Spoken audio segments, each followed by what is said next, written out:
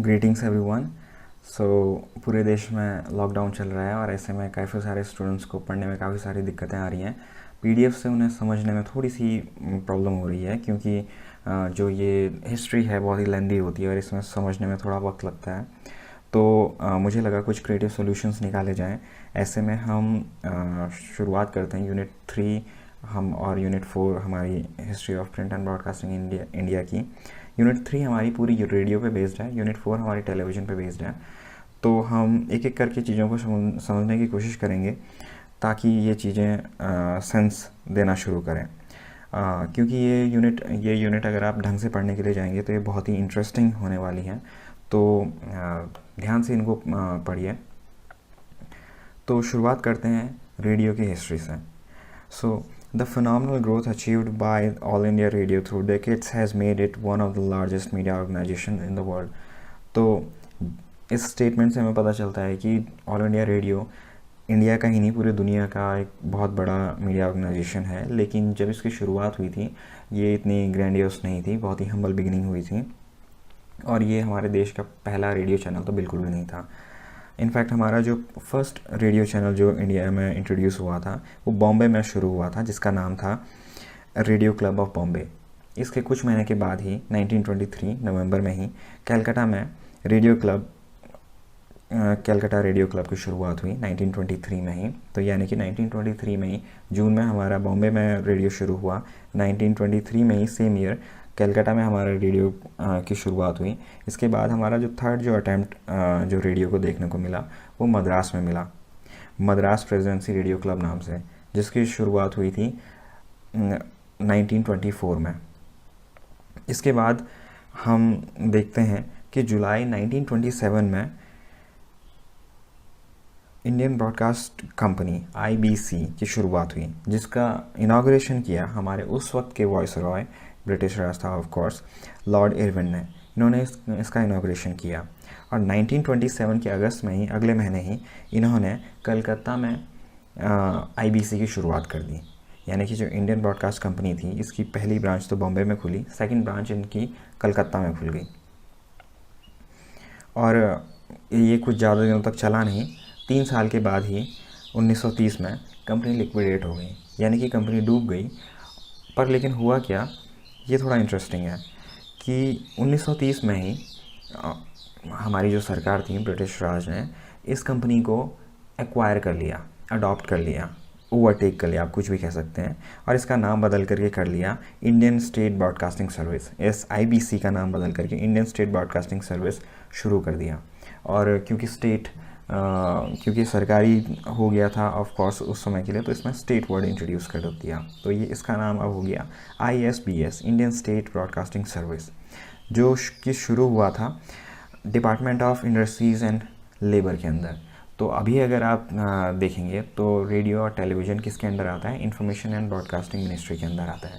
लेकिन उस वक्त जब फर्स्ट टाइम जब ये शुरू हुआ तो department of industries and labour के अंडर में आया। और उसके बाद हम देखते हैं कि कुछ काफ़ी सारे इवेंट्स हुए। 1936 में, 8 जून 1936 में इस Indian state broadcasting service ISBS का नाम चेंज करके ही ऑल इंडिया रेडियो कर दिया गया। तो जो हमारा आज का जो ऑल इंडिया रेडियो है उसको एग्जिस्टेंस कब आया, 1936 में। 1936 में ऑल इंडिया रेडियो एग्जिस्टेंस में आया ऑफिशियली। उससे पहले उसका नेम क्या था, ISBS, Indian state broadcasting service. और 1930 से पहले उसका नाम क्या था, इंडियन ब्रॉडकास्ट कंपनी। तो ये आपको इस चीज़ की क्रोनोलॉजी समझने की ज़रूरत है। इसके बाद से इसका नाम ऑल इंडिया रेडियो था, अभी तक इसका नाम ऑल इंडिया रेडियो ही है। करेंटली ये है ministry of information and broadcast के अंदर आता है ये। और इस तरीके से कई सारे डिपार्टमेंट्स के अंदर गया, डिपार्टमेंट ऑफ IB और इंफॉर्मेशन एंड आर्ट्स, और काफ़ी सारे डिपार्टमेंट्स से गुजरते हुए आज ये इंफॉर्मेशन ब्रॉडकास्ट के अंदर काम करता है। तो आगे बढ़ते हैं। जब हमारा देश आज़ाद हुआ था 1947 में, हमारे देश में करीब 9 रेडियो चैनल वर्क कर रहे थे ब्रिटिश टाइम पे। और जब हमारा देश आज़ाद हुआ हम 2 सेपरेट कंट्रीज़ बने, इंडिया और पाकिस्तान 2 कंट्रीज़ बने। तो 6 हमारे इंडिया में रह गए और 3 हमारे चले गए पाकिस्तान में।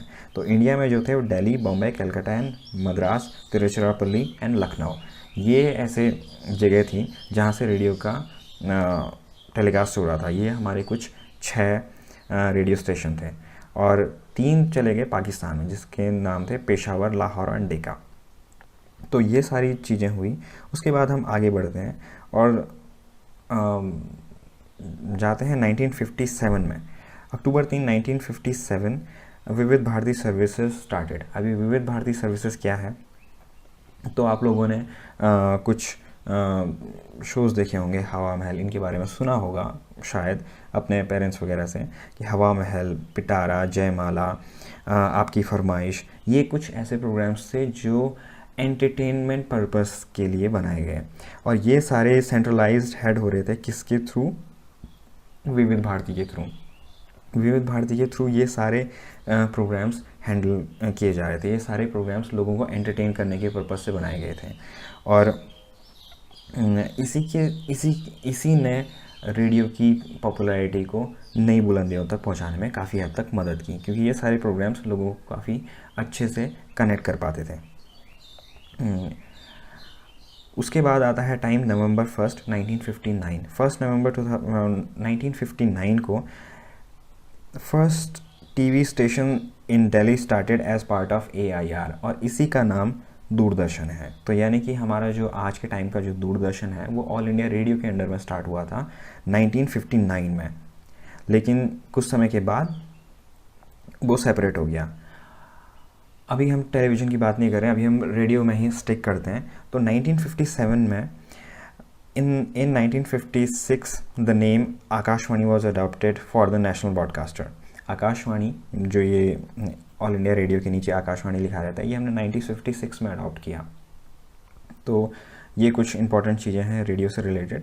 इसके बाद हमें जानने की ज़रूरत है कि 1 अप्रैल 1976 को क्या हुआ था। इस दिन हमारा दूरदर्शन ऑल इंडिया रेडियो से सेपरेट हो गया। ये 1959 में हमारा दूरदर्शन और ऑल इंडिया रेडियो एक साथ काम कर रहे थे और 1976 में दूरदर्शन और ऑल इंडिया रेडियो सेपरेट हो गए और फिर इन्होंने अलग अलग फंक्शनिंग करना शुरू किया और आज भी ये अलग अलग ही फंक्शनिंग करते हैं, बट दोनों के दोनों प्रसार भारती के अंडर आते हैं। और 1977 में first FM service was inaugurated from Madras. First FM service 1977 में शुरू की गई। तो ये कुछ शुरुआती इंसिडेंट्स हैं जो कि बहुत ही याद रखने वाली चीज़ें हैं, जिनका हमको ध्यान रखने की ज़रूरत है। इसके बाद जो एक महत्वपूर्ण इवेंट जो हुआ वो हुआ नवंबर 23, 1997 में। Prasar Bharati corporation came into existence. अब ये प्रसार भारती क्या है और ये इसका एग्जिस्टेंस में क्यों आया है, इसका ऑल इंडिया रेडियो से क्या कनेक्शन है, ये सारी चीज़ें हम थोड़ी देर में डिस्कस करेंगे। उससे पहले हम डिस्कस कर लेते हैं ऑब्जेक्टिव्स। तो रेडियो के क्या ऑब्जेक्टिव्स हैं? वेल, रेडियो के बहुत ही सुपर सिंपल ऑब्जेक्टिव्स हैं। 3 ऑब्जेक्टिव हैं: एंटरटेनमेंट, एजुकेशन एंड इन्फॉर्मेशन। और ये ऐसे ऑब्जेक्टिव्स हैं जो आपकी हर क्लास में काम आएंगे। आप किसी भी मीडियम में इसे अप्लाई कर सकते हैं। तो अगर आपसे कोई पूछे कि टेलीविज़न के ऑब्जेक्टिव्स क्या हैं, वेल ये 3 ही ऑब्जेक्टिव्स हैं: एंटरटेनमेंट, इन्फॉर्मेशन एंड एजुकेशन। ये 3 ऑब्जेक्टिव्स हैं।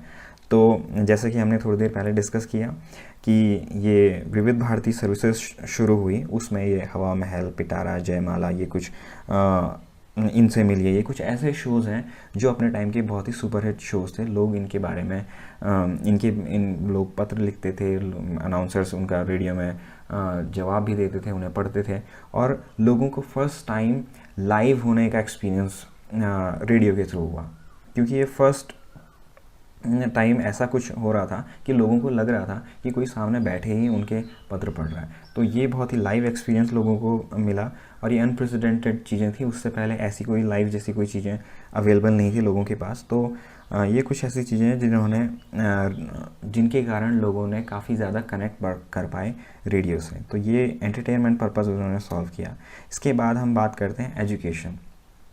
तो एजुकेशन हमारी काफ़ी सारी, जब हम हिंदुस्तान में जब हम आज़ाद हुए थे तो हमारी काफ़ी सारी हेल्थ इश्यूज़ थी, हमारी काफ़ी सारी एजुकेशनल पर्पस की कंटेंट जो थे वो रेडियो के थ्रू प्रोवाइड कराए गए लोगों को। इसके बाद बात आती है इन्फॉर्मेशन की। अब इन्फॉर्मेशन की हम बात करते हैं तो इन्फॉर्मेशन अगर आप ने 1975 की इमरजेंसी पर बेस्ड कोई डॉक्यूमेंट्री वगैरह देखी होंगी राज्यसभा की या फिर लोकसभा में, आपको नेट पे मिल जाएंगी। ये डॉक्यूमेंट्रीज देखी होंगी तो उसमें आपको पता चलेगा कि 1970 26 जून 1975 को जब इंदिरा गांधी ने इमरजेंसी इम्पोज की, उसका फर्स्ट ब्रॉडकास्ट रेडियो के थ्रू ही हुआ और लोग नेक्स्ट डे वेट कर रहे थे न्यूज़पेपर का, लेकिन न्यूज़पेपर आए नहीं। अब क्यों नहीं आए, उसका रीज़न ये था कि एक रात पहले ही न्यूज़पेपर जितने भी प्रोडक्शन हाउसेस थे उनके इलेक्ट्रिसिटी कट कर दी गई थी। तो सरकार ने उनकी इलेक्ट्रिसिटी कट कर दी और सारे बड़े बड़े नेताओं को जेल में डाल दिया और जितने भी प्रोटेस्टर्स वगैरह थे उन सबको जेल में डाल दिया, मीडिया पर सेंसरशिप लगा दी। ये सारी चीज़ें उन्होंने की, पर ऐसे टाइम पे रेडियो का बहुत अच्छे से इस्तेमाल किया सरकार ने। अब बात करते हैं प्रसार भारती की।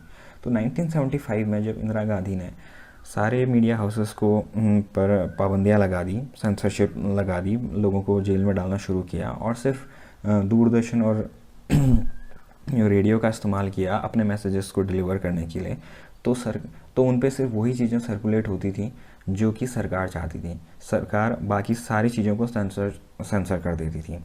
यहीं से ये बात निकल कर के आई कि सरकार हो सकता है आगे चल कर के इन मीडिया संसाधनों का इस्तेमाल प्रोपेगेंडा क्रिएट करने के लिए फ्यूचर में भी किया जा सकता है। तो इस चीज़ से बचाने के लिए हमारी जो ऑल इंडिया रेडियो है और हमारा दूरदर्शन है उसे ऑटोनॉमी देने के लिए, उसकी स्वायत्तता देने के लिए, ताकि अपने डिसीजंस खुद ले सके, इसलिए हमने 1997 में प्रसार भारती एक्ट बनाया। इसके साथ ही क्या हुआ कि दूरदर्शन और ऑल इंडिया रेडियो की जितने भी हमारी एसेट्स थी, लाइबिलिटीज़ थी, डेट्स थे, रीपेमेंट्स थे और जितनी भी सारी लीगल प्रोसीडिंग्स वगैरह जो भी चल रही थी, वो सारी की सारी अब कौन हैंडल करेगा? प्रसार भारती। और प्रसार भारती ऑटोनोमस बॉडी है जिस पर सरकार का डायरेक्ट कंट्रोल नहीं है। तो ये डायरेक्ट कंट्रोल से कुछ हद तक छूट देने के लिए इसका इस्तेमाल किया गया। तो आई होप आप लोगों को ये सारी चीज़ें समझ में आई हो, और जो चीज़ आप लोगों को नहीं समझ में आई है आप इस वीडियो को दोबारा रिवाइंड करके या डाउनलोड करके दोबारा सुन सकते हैं। So thank you so much.